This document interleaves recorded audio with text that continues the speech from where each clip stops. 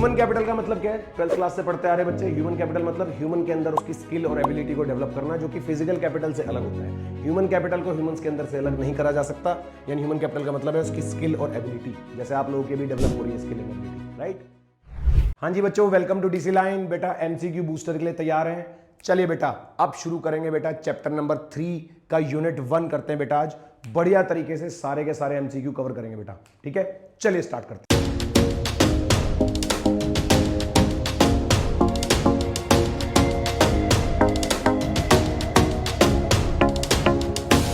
चलो बेटा, चैप्टर 3 का यूनिट 1 देखते चलेंगे क्वेश्चंस मेरे बच्चों। नाउ क्वेश्चन नंबर 194 193 तक ऑलरेडी कवर कर चुके हैं मेरे बच्चों, देखते जाओ। विच of the following is not considered production in the economics? बहुत सिंपल है, teacher teaching, doctor providing medical service, house wife cooking. हम इसको इकोनॉमिक एक्टिविटी नहीं मानते क्योंकि जीडीपी में कॉन्ट्रीब्यूशन नहीं होता इसके अंदर से, ठीक है? सिंपल।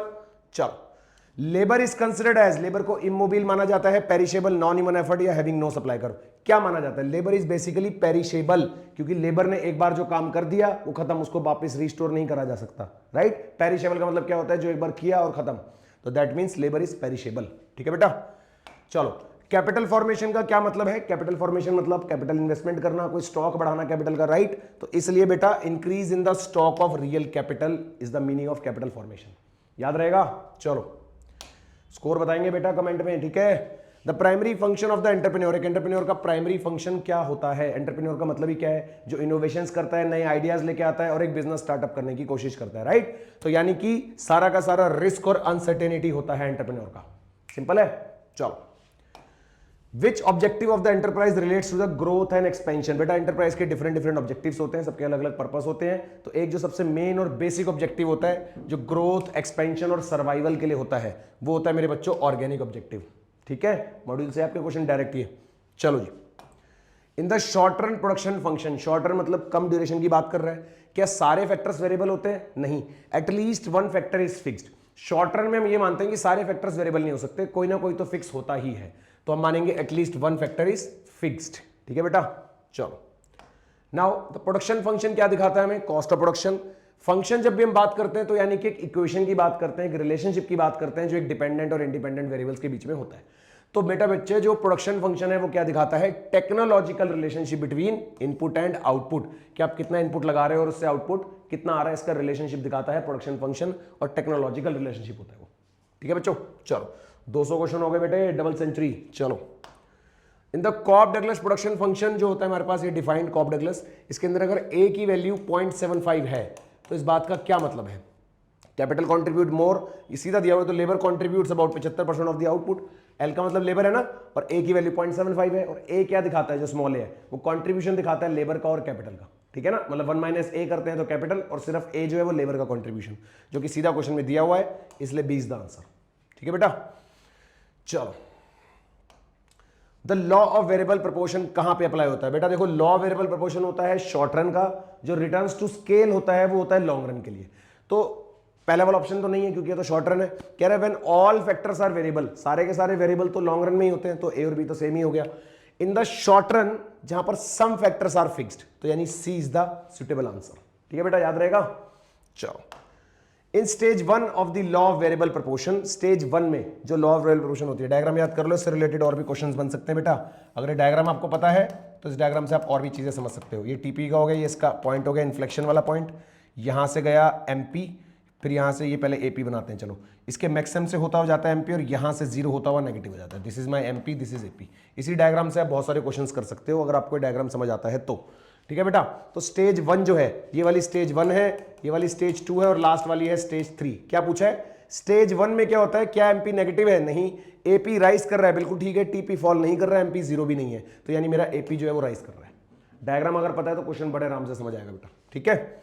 चलो, now stage where the rational producer will operate. एक रैशनल प्रोड्यूसर हमेशा स्टेज 2 में ऑपरेट करता है, क्योंकि उसको दिख रहा होता है इन्फ्लेक्शन पॉइंट आ चुका है और डिक्रीजिंग रेट आ चुका है, तो वो ज्यादा एफर्ट, ज्यादा चीजें कहां पर कर रहा होता है? स्टेज 2 में।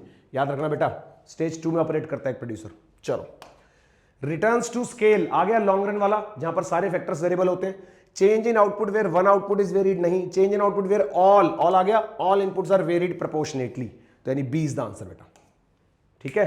चलो, if doubling all input leads to less than double the output, देखो रिटर्न्स टू स्केल में 3 सिचुएशंस हैं कि आप जितना इनपुट लगा रहे हो उससे ज्यादा आउटपुट आ रहा है, या आप जितना इनपुट लगा रहे हो उतना ही सेम आउटपुट आ रहा है, या आप जितना इनपुट लगा रहे हो उससे कम आउटपुट आ रहा है। तो हम यहां पर बात कर रहे हैं किस बारे में कि आपने जो इनपुट लगाया उससे कम आउटपुट आ रहा है, ठीक है ना। तो ये किस स्केल की बात कर रहे हैं, इंक्रीजिंग नहीं है, कांस्टेंट नहीं है। इंक्रीजिंग होता है जब ज्यादा आता है, कांस्टेंट होता है जब सेम आता है। तो यहां पर हम बात कर रहे हैं बेटा डिक्रीजिंग रिटर्न्स टू स्केल की, कि आपने जितना इनपुट लगाया उससे कम आउटपुट आया, ठीक है ना। चलो आइसोक्वांट क्या दिखाता है, आइसोक्वांट भी प्रोड्यूसर के पॉइंट ऑफ व्यू से बनता है, जहां पर वो डिफरेंट लेवल ऑफ कॉम्बिनेशंस लगाता है इनपुट के to produce the same level of output, ठीक है। तो डिफरेंट कॉस्ट नहीं होता, डिफरेंट आउटपुट भी नहीं होता, different input combination for same output, यही इसका मीनिंग और डेफिनेशन है बेटा, ठीक है। आइसोक्वांट की दिखता बिल्कुल सेम है बेटा, इसी जैसा, पर आइसोक्वांट होता है यहां पर, और यहां पर हम दो इनपुट लेते हैं, लाइक लेबर और कैपिटल, ठीक है, याद रहेगा। चलो द लीस्ट कॉस्ट कॉम्बिनेशन कहां पर अकर करता है, आइसोक्वांट हॉरिजॉन्टल हो नहीं, इंटरसेक्ट आइसोकॉस्ट नहीं करता, वो इक्विलिब्रियम पॉइंट की बात हो रही है, तो जहां पर वो टेंजेंट होता है बेटा, जैसा कि इंडिफरेंस कर्व में होता है वैसे ही आइसोक्वांट कर्व में भी होता है, लेकिन उसमें लाइन होती है आइसोकॉस्ट की, ये टेंजेंट है इस पे, ठीक है, जहां पर ये इसके टेंजेंट होता है, इस पॉइंट की बात हो रही है। तो this is the least cost, जहां पर वो दोनों इनपुट्स लगा रहा है अपने और उनको बना के सेम एक पर्टिकुलर लेवल ऑफ आउटपुट बना रहा है, और वहां पर उसकी कॉस्ट भी क्या है, सबसे कम है, ठीक है। तो isoquant is tangent to the isocost, ठीक है बेटा। चलो ह्यूमन कैपिटल का मतलब क्या है, 12th क्लास से पढ़ते आ रहे बच्चे। ह्यूमन कैपिटल मतलब ह्यूमन के अंदर उसकी स्किल और एबिलिटी को डेवलप करना, जो कि फिजिकल कैपिटल से अलग होता है। ह्यूमन कैपिटल को ह्यूमंस के अंदर से अलग नहीं करा जा सकता, यानी ह्यूमन कैपिटल का मतलब है उसकी स्किल और एबिलिटी, जैसे आप लोगों की भी डेवलप हो रही है स्किल एंड एबिलिटी, राइट। चलो इफ टोटल प्रोडक्ट है 500, देखो जी 5 यूनिट पे आपका टीपी दिया हुआ है 500, ठीक है, simple. 5 unit of labour use करें, ठीक है, 600 हो गया जब 6 हुए, जैसे आपने 6 करा तो ये 600 हो गया। क्वेश्चन कह रहा है व्हाट इज द मार्जिनल, कह रहा है जैसे ही आपने ये एडिशनल यूनिट लगाया तो कितना प्रोडक्टिविटी में एडिशन हुआ आपका, ये 600 बेटा, दिस इज 600, ठीक है। तो जैसे आपने एडिशनल प्रोडक्ट लगाया तो कितना इंक्रीज हुआ प्रोडक्टिविटी में, दिख रहा है 100 का, तो ये जो एडिशनल प्रोडक्टिविटी हुई है इसी को बोलते हैं मार्जिनल प्रोडक्ट, दैट इज 100, ठीक है बेटा। चलो कॉप डगलस प्रोडक्शन फंक्शन जो है हमारे पास अगर ये दिया हुआ है, if both K and L are double what happens to Q, तो जनरली हम कॉप डगलस में constant returns to scale assume करते हैं, ठीक है ना। तो अगर ये डबल होगा तो हम मानेंगे कि क्यू भी डबल होगा, क्योंकि कांस्टेंट रिटर्न्स टू स्केल से हम जोड़ते हैं कॉप डगलस प्रोडक्शन फंक्शन को, याद रहेगा बच्चों। चलो विच of the following is a stage of capital formation, capital formation करना मतलब इन्वेस्टमेंट करना। इन्वेस्टमेंट के लिए पहले आपकी सेविंग्स होनी चाहिए, सेविंग्स को आप मोबिलाइज करते हो फिर आप इन्वेस्ट करते हो, समझ गए। इनकम आई आपके पास, आपने कंजम्पशन हटा दी, फिर उसके बाद जो पैसा बचा वो सेविंग है, अब उस सेविंग को आप मोबिलाइज करोगे फिर आप इन्वेस्ट करोगे। तो कैपिटल फॉर्मेशन में जो स्टेप्स होते हैं उसमें इनमें से आता है बेटा saving. Saving is a part of capital formation, क्योंकि सेविंग होगी फिर तभी वो मोबिलाइज होगी, तभी वो इन्वेस्टमेंट का पार्ट बनेगी, और उसी को हम क्या कहते हैं, कैपिटल फॉर्मेशन, ठीक है। The point where MP equals to AP, diagram याद है, एमपी इक्वल टू एपी कहां पर होता है, ये लो फिर से बना दे जल्दी से। लो बेटा ये टीपी है हमारे पास, ये इसका मैक्सिमम पॉइंट है, यहाँ पर ये है, ये मेरा एपी गया यहाँ से, ये एमपी गया, इसके मैक्सिमम पे काटता हूँ इधर, ये एपी ये एमपी। तो बेटा क्वेश्चन ये था कौन सा पॉइंट है जहां पर ये दोनों इक्वल है, ये वाला पॉइंट कौन सा है जहां पर एपी मैक्सिमम है, दिख रहा है, जहां पर मेरा एपी मैक्सिमम है, ये लो सी, याद रहेगा। डायग्राम याद कर लो, इस तरह के कोई भी क्वेश्चन उठा लोगे। चलो in the long run, long run मतलब जहां पर रिटर्न्स टू स्केल की बात हो रही है, सबसे पहले जहां पर सारे फैक्टर्स चेंज हो सकते हैं, कोई भी फिक्स नहीं रहेगा, ऑल फैक्टर फिक्स नहीं हो सकता, वन फैक्टर इज वेरिएबल नहीं, all factors are variable. Returns to scale में यही पढ़ा है ना कि लॉन्ग रन में जब जाते हैं तो बिजनेस में सारे फैक्टर्स वेरिएबल हो जाते हैं। सी इज द करेक्ट आंसर, ठीक है बच्चों। चलो now which among the following, exam में आया हुआ क्वेश्चन है भाई, विच of the following is not a characteristic of land, का जो कैरेक्टरिस्टिक्स नहीं है, क्या वो एक्टिव फैक्टर है, लैंड अपने आप से कुछ प्रोड्यूस करता है या खुद से कुछ प्रोडक्शन करता है, नहीं, लैंड के ऊपर आपको चीजें लगानी पड़ती है, मटेरियल लगाना पड़ता है, लेबर लगाना पड़ता है, प्लांट मशीनरी इंस्टॉल होती है, स्किल्स लगते हैं, तब आपको उस लैंड से कुछ मिलता है, राइट। तो लैंड एक एक्टिव फैक्टर नहीं है, और ये नॉट का ही क्वेश्चन था। बाकी वेरियस यूसेज भी होते हैं, प्रोडक्शन पावर आज इंडेस्ट्रक्टिबल होती है, सप्लाई लिमिटेड होता है, तो सिर्फ यही एक ऐसा कैरेक्टरिस्टिक है जो कि नहीं है, और नॉट का क्वेश्चन था, इसलिए ए इज द करेक्ट आंसर, ठीक है बेटा। चलो the form of capital which performs it's function in production in a single use and not available for further use, मतलब एक बार यूज होगी फिर दोबारा फर्दर यूज नहीं होगी, तो इसको हम बोलते हैं सर्कुलेटिंग कैपिटल। जब सर्कुलेशन होती है कि एक बार यूज होकर खत्म हो गई, फिर नेक्स्ट टाइम जब दोबारा लगेगी तब यूज होगी, मतलब एक बार में यूज हुआ खत्म, तो इसको हम बोलते हैं बेटा सर्कुलेटिंग कैपिटल। समझ गए, क्वेश्चन अलग अलग तरीके से पूछा गया है, कई बार सर्कुलेटिंग कैपिटल डाल दिया गया और उसकी ये जो डेफिनेशन है ये आपको ऑप्शन में दी गई है, तो आपको मीनिंग पता होना चाहिए सर्कुलेटिंग कैपिटल का, क्वेश्चन संभाल लोगे, ठीक है। वही में आया था, देखो सर्वाइवल ग्रोथ एंड एक्सपेंशन, ये क्वेश्चन भी हमने करा था अभी, वहां पर ऑपोजिट पूछा हुआ था, कह रहा है survival growth and expansion comes under which of the following objective, मतलब ये एग्जाम में किस तरीके से आया देखो वही में। तो बेटा ये ऑर्गेनिक की ही बात कर रहा है, सबसे बेसिक ऑब्जेक्टिव होता है एंटरप्राइज का सर्वाइवल ग्रोथ और एक्सपेंशन, राइट। चलो, the production function is a relationship between the given combination of input and given combination of input and another combination that yield the same output, तो नहीं production, वो तो हम isocon में बोलते हैं कि same output, highest resulting output हो सकता है, right, increase in the output generated by one input, नहीं all level of output that can be generated by those input, नहीं, हमें हमेशा चाहिए क्या होता है हाईएस्ट आउटपुट। हम प्रोडक्शन यूनिट्स को इस तरीके, सॉरी, हम अपने इनपुट्स को इस तरीके से लगाते हैं कि हमें प्रोडक्शन का जो आउटपुट मिले, प्रोडक्शन से जो आउटपुट मिले वो मैक्सिमाइज्ड हो, राइट। तो हम हमेशा क्या चाहते हैं हाईएस्ट आउटपुट, ठीक है बच्चों, ये भी आया था देख लो। In describing a given production technology, the short run is best describing as, देखो शॉर्ट रन और लॉन्ग रन का सिंपल मीनिंग है कम समय और ज्यादा समय। कम ड्यूरेशन को हम शॉर्ट रन बोल देते हैं, ज्यादा ड्यूरेशन को हम लॉन्ग रन बोल देते हैं। लेकिन क्वेश्चन क्या आ गया है कि कम ड्यूरेशन में आप क्या मानोगे, कितना कम ड्यूरेशन, कि 6 मंथ, 5 ईयर, या as long as all inputs are fixed, या फिर as long as one input is fixed. तो देखो मेरी बात सुनो, 6 मंथ या 5 ईयर ये बिजनेस टू बिजनेस डिपेंड करता है। लॉन्ग रन में और हमने शॉर्ट रन में एक बात क्या पढ़ी है, इसमें पूछा गया हमारे से, लॉन्ग रन पूछा, अच्छा शॉर्ट रन पूछा हमारे से, शॉर्ट रन क्या होगा, तो सुनो, शॉर्ट रन तब तक रहेगा जब तक, अगर एक भी फैक्टर, मतलब सारे फैक्टर वेरिएबल होते हैं लॉन्ग रन में, राइट, तो अगर एक भी फैक्टर फिक्स रहेगा तो शॉर्ट रन चल रहा है, अगर वो एक फिक्स जो था वो भी वेरिएबल हो गया तो वहां से आपका लॉन्ग रन शुरू हो गया। तो मतलब कि as long as at least one input is fix तक हमारा चलेगा बेटा शॉर्ट रन, क्योंकि वो जो एक फिक्स है, अगर उसके बाद अगर हमारा क्या हो गया, वो भी अगर वेरिएबल हो गया तो वहां से हमारा लॉन्ग रन शुरू हो जाता है, ठीक है, राइट। चलो, in Cobb-Douglas production function, the change in the output due to increase in one additional unit of input is called, अगर एक एडिशनल इनपुट आप लगा देते हैं तो देखो Cobb-Douglas प्रोडक्शन फंक्शन में जो हम आउटपुट को स्टडी करते हैं, एक इनपुट लगाने की वजह से तो हम उसके अंदर रिस्पॉन्सिवनेस ही चेक कर रहे होते हैं कि एक इनपुट अगर एड ऑन हो रहा है तो उससे मेरे आउटपुट में क्या रिस्पॉन्स आ रहा है, और रिस्पॉन्स का मतलब होता है मेरे बच्चों इलास्टिसिटी, ठीक है। तो एक तरीके से इलास्टिसिटी से जुड़ा हुआ ये एमटीपी में था बेटा। At the point of inflection the marginal product is, point of inflection वही वाला जहां से हमारा बेंडिंग पॉइंट शुरू होता है, स्टेज वन का लास्ट, फिर से बना दो डायग्राम, ये लो। तो बेटा ये था टीपी, इसका स्टेज वन हम यहां पे मान लेते हैं, पॉइंट ऑफ इन्फ्लेक्शन एक ही हो गया, यहां पर एमपी मैक्सिमम पे आता है और फिर ऐसे चला जाता है, एपी आता है इसके मैक्सिमम से होता हुआ फिर बेंड होकर ऐसे जाता है, ठीक है, बार बार बना दिया डायग्राम, याद हो जाना चाहिए। तो क्या बोला बेटा, पॉइंट ऑफ इन्फ्लेक्शन, यानी कि इस पॉइंट की बात कर रहे हैं, this is point of inflection, और यहां पर क्या दिख रहा है, जो हमारा at the point of inflection marginal product क्या हो रहा है, क्या मार्जिनल प्रोडक्ट इंक्रीजिंग है यहां पर, या डिक्रीजिंग है, या मैक्सिमम है, देखो मैक्सिमम है कि नहीं है, क्योंकि इसके बाद तो गिर गया, तो मेरा marginal product point of inflection पे क्या है, मैक्सिमम है, ठीक है बच्चों। चलो आया था देख लो पेपर में, the isoquant in the relevant range are, isoquant क्या होते हैं, कॉन्वेक्स होते हैं, बिल्कुल होते हैं, मतलब सेम दिखने में आईसी कर्व जैसे ही तो होते हैं आइसोक्वांट, नेगेटिवली स्लोप्ड भी है, एक क्रॉस भी नहीं करते, कैनॉट क्रॉस, एक दो आईक्यू करो आपस में कट भी नहीं करते, या फिर सारे, तो बेटा ये सारे ही फीचर्स हैं मेरे आइसोक्वांट के, ठीक है। चलो, बजट लाइन और budget constraint line which shows the various alternative combinations of two factors, यानी ये प्रोडक्शन के पॉइंट ऑफ व्यू से बात कर रहा है, which the firm can buy with the given outlay. तो देखो स्टार्टिंग में इसने बजट लाइन बोला, जहां से हमारे माइंड में क्लिक हुआ कि सर ये तो कंज्यूमर के पॉइंट ऑफ व्यू से बात कर रहा है, पर नहीं, जो प्रोड्यूसर का बजट होता है, प्रोड्यूसर भी जब अपने फैक्टर्स ऑफ इनपुट लगाता है, मतलब अपने इनपुट लगाता है प्रोडक्शन करने के लिए, तो उसको भी तो उसको परचेज करना पड़ता है, तो वो भी तो उसका बजट ही है, तो ये कहीं ना कहीं बजट लाइन ही है, लेकिन from the point of view of producer. तो जब point of view of producer आ जाता है तो बजट लाइन का नाम चेंज होकर क्या बन जाता है बच्चों, iso cost line.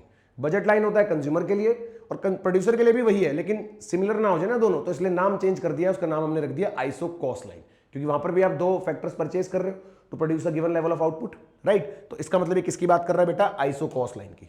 Iso cost line is the budget line from the point of view of producer, simple है, आया था एग्जाम में।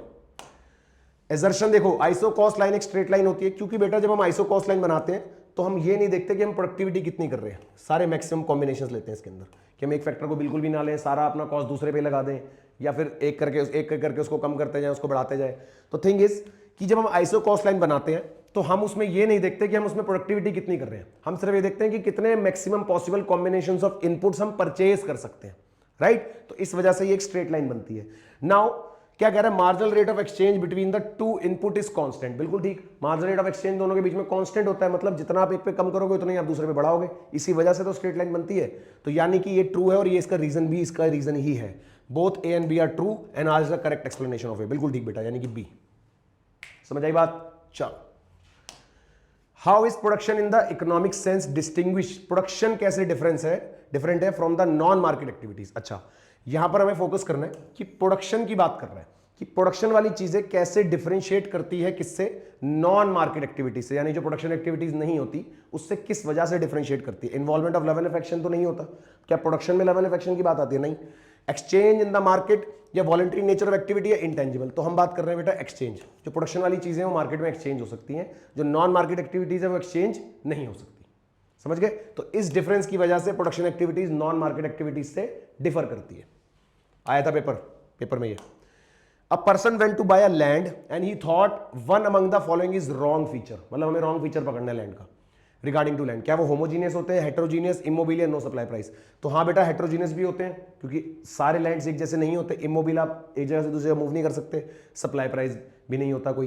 तो यानी कि homogeneous is the wrong feature. ऐसा नहीं होता कि लैंड एक जैसे हो, लैंड्स अलग अलग होते हैं। तो homogeneous is not a feature of land.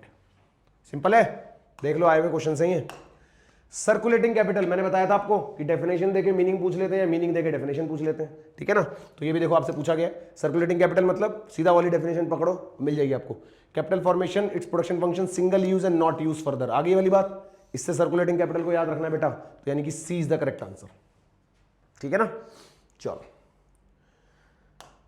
If government wants to contribute to capital formation, अब गवर्नमेंट को कंट्रीब्यूट करना है, यानी इन्वेस्टमेंट्स कर रही है इकोनॉमी में, पैसा इंजेक्ट करना है, इन्वेस्टमेंट्स बढ़ानी है, तो the revenue surplus should be, जो रेवेन्यू का सरप्लस है सरकार का वो क्या होना चाहिए, पैसा होना चाहिए सरकार के पास, सीधी सी बात है, तभी वो कैपिटल फॉर्मेशन करेगी। तो यानी कि revenue surplus should be positive, ठीक है।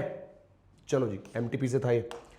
Marginal product is the slope of RTP, marginal product किसका स्लोप होता है बेटा? देखो, चेंज डिफरेंशिएशन मैथ्स का कंसेप्ट है कि जब भी हम डिफरेंशिएट करते हैं किसी कर्व को या किसी फंक्शन को, तो हम उसका स्लोप ही तो निकालते हैं, और टीपी को अगर आप डिफरेंशिएट करते हो तो मार्जिनल प्रोडक्ट आता है, यानी कि marginal product is the slope of your TP. जब rate of change of TP हम निकाल रहे हैं तो रेट ऑफ चेंज का मतलब ही डिफरेंशिएशन होता है और डिफरेंशिएशन का मतलब ही स्लोप होता है।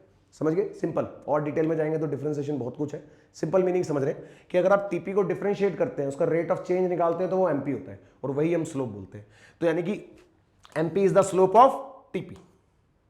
बात समझ आई? चलो, use the following information, table वाला क्वेश्चन आ गया भाई। थोड़ा इसको कलर चेंज करते हैं जरा बढ़िया से। क्या कह रहे हैं? ये टेबल है, टीपी एपी एमपी दिया हुआ है। What is the average cost of the third labour, मतलब थर्ड पे ये बताना है एपी। तो एपी का फॉर्मूला क्या होता है बच्चों? सिंपल, टीपी डिवाइडेड बाय, यहां पर हमने लेबर लिया है तो इसमें डिवाइड बाय एल कर देता हूं। तो दिया हुआ है 90, ये 3 दिया हुआ है, 90/3 इज 30, 3 9 है ना, यानी B is the correct option. चलो, फिर उसी टेबल में से अब हमें मार्जिनल प्रोडक्ट बताना है सेकंड का बताना है मार्जिनल। तो बेटा देखो, टीपी दिख रहा है आपको, इसमें से इसका प्रीवियस टीपी माइनस कर दो, यानी 50 में से 20 गए 30, तो ये आ गया 30 हमारे पास सेकंड का। 30 का है इसमें, ये रहा, सी इज द करेक्ट आंसर। सी है बेटा, ए नहीं है, सी 30, ठीक है। चलो, सिंपल फॉर्मुला बेस्ड क्वेश्चन है, आए हुए एग्जाम में। तो बेटा अब हम बात करते हैं नेक्स्ट की, फिर से वाइट कर लेते हैं इसको। Now the point at which the total product curve begin to flatten, जहां से वो फ्लैट होना शुरू हो जाता है, किस कर्व की बात कर रहे हैं? टोटल प्रोडक्ट कर्व की। उसको क्या बोलते हैं? जहां से उसका डिमिनिशिंग मार्जिनल रिटर्न शुरू हो गया, यानी कि अब आपकी एडिशनल प्रोडक्टिविटी धीरे धीरे गिरनी शुरू हो गई है ना, onset of diminishing marginal returns. इसलिए इसका दूसरा नाम भी हम डिमिनिशिंग मार्जिनल रिटर्न्स बोलते हैं। इस तरह के क्वेश्चन भी आए हुए हैं, ठीक है। ये भी देखो जून में आया था। If only part of the labor force employed by the firm can be dismissed at any time and without pay, the total wages and salaries paid out by the firm must be considered. अच्छा, हम सिर्फ part of labour force को dismiss कर सकते हैं, यानी कि बाकी की कॉस्ट बियर करनी पड़ेगी, है कि नहीं? तो क्या ये पूरी फिक्स कॉस्ट है? पूरी फिक्स होती तो हम किसी को भी नहीं निकाल पाते। वेरिएबल भी नहीं है सारी की सारी, नहीं तो हम सबको निकाल देते। ये कह रहा है कुछ को निकाला है, ओनली पार्ट। तो यानी ये कॉस्ट हमारे लिए क्या है? पार्टली या fixed and partly variable cost है, क्योंकि कुछ को निकालने के बाद भी कॉस्ट तो रहेगी लेबर की, राइट? इसलिए एमटीपी से था बेटा। When the law of diminishing returns begins to operate, the TVC curve, TVC क्या है? Total variable cost curve. जब आपका डिमिनिशिंग रिटर्न स्टार्ट हो जाता है, यानी कि अब डाउनफॉल स्टार्ट हो गया एक तरीके से, कि अब आपकी एडिशनल प्रोडक्टिविटी धीरे धीरे गिरने लग गई है एडिशनल इनपुट पे, तो आपका टोटल वेरिएबल कॉस्ट भी, जो एडिशनल कॉस्ट लग रही है वो भी क्या होती है? बढ़नी शुरू हो जाती है, और वो भी इंक्रीजिंग रेट से। तो राइज एट इंक्रीजिंग रेट बेटा, ठीक है। एमटीपी से है ये, जून 2024 का। Which of the following defines all those combination of inputs which are capable of producing the same level of output. बात आ गई फिर से याद, जो हमने क्या बात कर दी कि हम वो इनपुट्स लगाते हैं जिससे मिला के हम वो कॉम्बिनेशन ऑफ इनपुट्स लेते हैं जहां से हमें सेम आउटपुट मिल सके। और ये बात हम किस में करते हैं? आइसो क्वांट कर्व में। आइसोकॉन्ट में तो करते हैं कि हम same level of different level of inputs बना के सेम लेवल ऑफ आउटपुट बनाना चाहते हैं, दैट इज कॉल्ड आइसोकॉन्ट। ठीक है बेटा, डेफिनेशन से याद रखना है। विच of the following is not a characteristic of land, फिर से जो लैंड का कैरेक्टरिस्टिक नहीं है, इमोबिल है, नहीं ले जा सकते इधर से उधर। Land is a active factor, क्या एक्टिव फैक्टर है? लैंड खुद से प्रोड्यूस कर देगा सब कुछ, क्वेश्चन आया था पीछे भी है ना। लैंड के ऊपर हमें labour, material, entrepreneurial skills, plant machinery सब लगानी पड़ेगी, तब हम उससे कुछ निकाल पाएंगे प्रोडक्टिविटी, राइट। तो लैंड एक एक्टिव फैक्टर नहीं है, और ये नॉट का क्वेश्चन था, यानी यही आंसर है। मल्टीपल यूज भी होते हैं और हेटेरोजीनियस भी होता ही है, तो B is the correct answer बेटा। ठीक है, क्वेश्चन आया हुआ देख लो। Which of the following is not a passive factor, जो पैसिव नहीं है यानी कि जो एक्टिव है, सीधी बात। पैसिव ना होने का मतलब क्या है? जो एक्टिव है यानी कि जो डायरेक्टली प्रोडक्शन कर रहा है, डायरेक्टली उसका इफेक्ट प्रोडक्शन में आ रहा है। तो building, machine, land, labour. Labour है बेटा जो एक्टिव फैक्टर माना जाता है, क्योंकि लेबर अपना जो काम करता है और सीधा इफेक्ट करता है प्रोडक्टिविटी के ऊपर। लेबर ज्यादा होगा प्रोडक्टिविटी ज्यादा होगी, लेबर कम होगा प्रोडक्टिविटी कम होगी, तो बिल्कुल एक्टिव फैक्टर माना जाता है। ठीक है ना, लेबर के ऊपर अलग से कुछ और नहीं लगाना पड़ता, लेबर लग रहा है तो काम हो रहा है, प्रोडक्टिविटी हो रही है। लेकिन लैंड के ऊपर जैसे हमने बात करी, लैंड पे आपको दूसरी चीजें लगानी पड़ती हैं, तब आप प्रोडक्टिविटी कर पाते हो। तो labour is a active factor, that is why वो पैसिव नहीं है, इसलिए ये करेक्ट आंसर है। कंफ्यूज नहीं होना बेटा, नॉट वाले क्वेश्चन से बच्चे कंफ्यूज होते हैं। Consider the example seeds, fuel, raw material etcetera. ठीक है, ये एग्जाम में आया हुआ है। These are the form of capital, perform its function in production for single use. लो जी, इतनी सारी कहानी सुनाई हमने, तो ये पकड़ लिया, single use and not available for further use. जो भी आप कैपिटल लगा रहे हो वो एक बार लगाई खत्म, अब दोबारा जब दोबारा लगेगी फिर यूज होगा, तो इसको हम किस नाम से जानते हैं बेटा? Circulating capital. एक ही क्वेश्चन 3 बार आया अलग अलग तरीके से, अब तो आपको सर्कुलेटिंग कैपिटल फिट हो गया होगा माइंड में अच्छे से, है ना। चलो, इनोवेशन थ्योरी किसने दी थी? भाई इकोनॉमिक्स के नाम वाले क्वेश्चन कोई भी मत छोड़ो, जहां पे भी इकोनॉमिक्स का नाम दिख जाए सीधा उसका नाम और उसका काम याद कर लो, कोई भी क्वेश्चन उठ के आ जाएगा किसी ना किसी इकोनॉमिक्स के नाम से। तो जब हम इनोवेशन की बात करते हैं बेटा, तो याद रखो जहां जहां इनोवेशन वहां वहां शुम्पिटर, तो शुम्पिटर का नाम याद रखो। शुम्पिटर बोलते हैं इसको, कोई स्कुम्पिटर बोलता होगा, प्रोनाउंसिएशन डजंट मैटर, नाम याद रखो शुम्पिटर, स्पेलिंग याद रखो, समझ गए? आया पेपर में। व्हेन एवरेज प्रोडक्ट फॉल्स, फिर से डायग्राम वाला क्वेश्चन आ गया, लो जी फिर से बना देता हूं, लो जी फिर से डायग्राम लो। तो बेटा ये हो गया टीपी, ये इसकी मैक्सिमम स्टेज हो गई, ये पॉइंट ऑफ इन्फ्लेक्शन हो गया, ये गया मेरा एमपी, यहाँ से नीचे गया, ये गया मेरा एपी, इसके मैक्सिमम पे टच करके ऐसे चला गया। लो जी, अब आप क्वेश्चन का आंसर बड़े आराम से कर पाओगे। इसने बोला जब एवरेज प्रोडक्ट फॉल होता है तो marginal product dash the average, मतलब मोर और लेस बताना है। तो दिख रहा है मेरे को, जब ये फॉल हो रहा है तो एमपी इससे कम है, नीचे है ना, तो लेस वाला एग्जांपल कहां है? ये रहा। मोर तो नहीं है, इक्वल भी नहीं है, मैक्सिमम भी नहीं है, तो जब एपी फॉल हो रहा है तो एमपी इससे कम है, यानी उसके नीचे। सिंपल। चलो जी, technology relationship between input and output, ये तो हमने स्टार्टिंग में बात करी, अलग तरीके से क्वेश्चन आ गया। टेक्नोलॉजिकल रिलेशनशिप इनपुट और आउटपुट का, कि हम कितना इनपुट लगाएं और उससे कितना आउटपुट बनता है, ये एक टेक्नोलॉजिकल रिलेशनशिप है। ये किसकी बात कर रहा है? तो ये हम बात कर रहे हैं मेरे बच्चों प्रोडक्शन फंक्शन की। ठीक है, प्रोडक्शन फंक्शन में टेक्नोलॉजिकल रिलेशनशिप होता है इनपुट और आउटपुट का।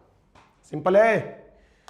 चलो, Cobb Douglas production function explains turns to scale in production, मतलब किसके बारे में? देखो, कॉप डगलस मैंने आपको बताया था रिटर्न्स टू स्केल से कनेक्ट होता है और जनरली उसके अंदर कांस्टेंट माना जाता है। याद है क्वेश्चन था पीछे भी कि अगर हम डबल कर दें इनपुट्स को तो प्रोडक्शन क्या होगी?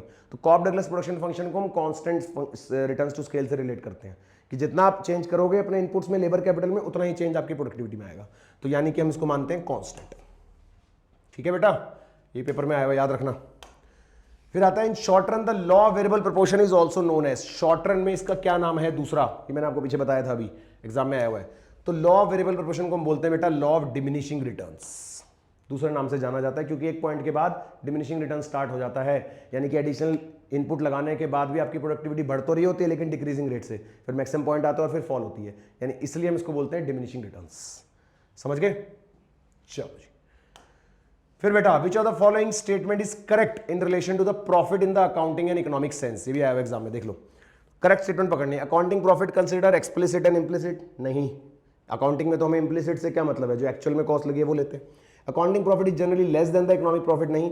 Economic profit includes opportunity cost related with self own? हाँ भाई, जब हम इकोनॉमिक प्रॉफिट निकालते हैं तो हम उसमें इम्प्लिसिट को भी इंक्लूड करते हैं, और इम्प्लिसिट का मतलब ही क्या है? सेल्फ ओन्ड रिसोर्सेज की कॉस्ट, राइट। तो इकोनॉमिक प्रॉफिट में अपॉर्चुनिटी कॉस्ट आती है related with self owned factors. बिल्कुल ठीक, ये आंसर है। नो डिफरेंस बिटवीन, ये तो डिफरेंस तो होते हैं क्योंकि इसमें इम्प्लिसिट नहीं लेते, उसमें लेते हैं, है ना, अकाउंटिंग में नहीं लेते इम्प्लिसिट, तो ये नहीं है। तो करेक्ट स्टेटमेंट है बेटा ये, जहां पर हम इकोनॉमिक प्रॉफिट लेते हैं विच इंक्लूड्स अपॉर्चुनिटी कॉस्ट, जो कि सेल्फ ओन्ड फैक्टर्स की कॉस्ट को भी इंक्लूड करता है, यानी कि इम्प्लिसिट कॉस्ट को। सिंपल है। चलो, land is heterogeneous implies which of the following? Heterogeneous का मतलब क्या है? अलग अलग। होमोजीनियस मतलब जब सेम होता है, ठीक है। तो हेट्रोजीनियस का मतलब लैंड्स आर नॉट अलाइक, बोले तो बी। सिंपल है बच्चों, जून में आया था, देख लो 2022 में। Now profit is income from which of the following, profit किसकी इनकम है इनमें से? तो बेटा प्रॉफिट जब भी वर्ड आए तो हम बिजनेस की ही तो बात करते हैं, बिजनेस की ही तो इनकम है। यहां तक सारा क्लियर हुआ बच्चा? बढ़िया को सबको अच्छे तरीके से क्लियर हो गए सारे क्वेश्चंस हैं? तो चलो बेटा